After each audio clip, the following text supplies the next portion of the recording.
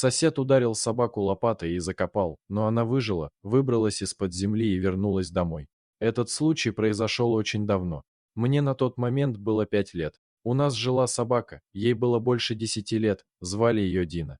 Бабушка решила избавиться от нее так, как жизнь была сложная. Мы сами еле сводили концы с концами, а тут еще и собака, которую нужно было кормить и немало. Бабушка долго искала нового хозяина для питомца, но так и не нашла.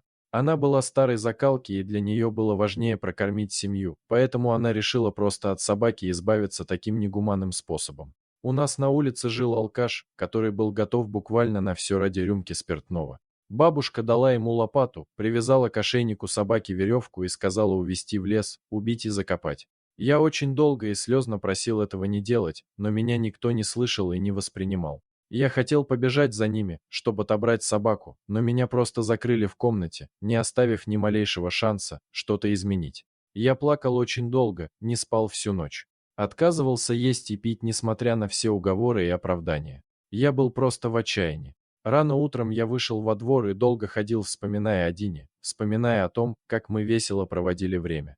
Подойдя к будке, я залез в нее, лег и заплакал. Я провел там почти целый день. Меня долго звали, искали, но я не обращал ни на кого внимания. На поиски собралась вся деревня, и только к вечеру меня заметили, когда я вылез, чтоб сходить в туалет. Меня долго ругали, пытались что-то объяснить, но я просто молчал и никого не хотел слушать. В итоге я ушел в свою комнату и лег спать. Мне пришлось смириться с тем, что произошло, и жить дальше.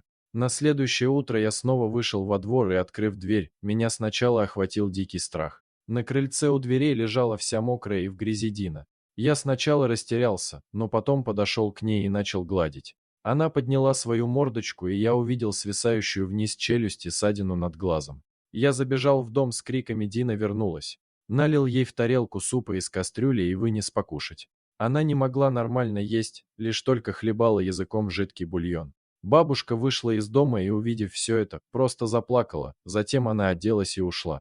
Через некоторое время она вернулась домой с мужиком, который, как оказалось, был ветеринаром. Он осмотрел Дину и, проведя некоторые процедуры, зафиксировал челюсть. Как оказалось, этот местный алкаш ударил несколько раз собаку лопатой по голове и, думая, что она мертва, просто закопал ее неглубоко, что и позволило Дине выбраться. Бабушка чувствовала свою вину, очень долго переживала и ухаживала за собачкой, как никогда раньше.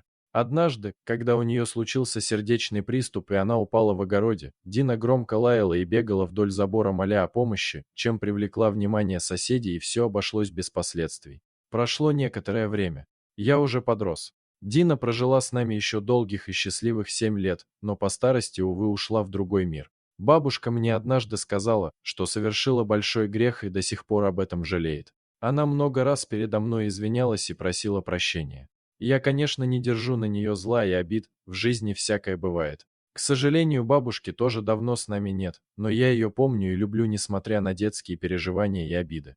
Дорогие зрители, подписывайтесь на канал, ставьте лайки, пишите комментарии. До новых встреч!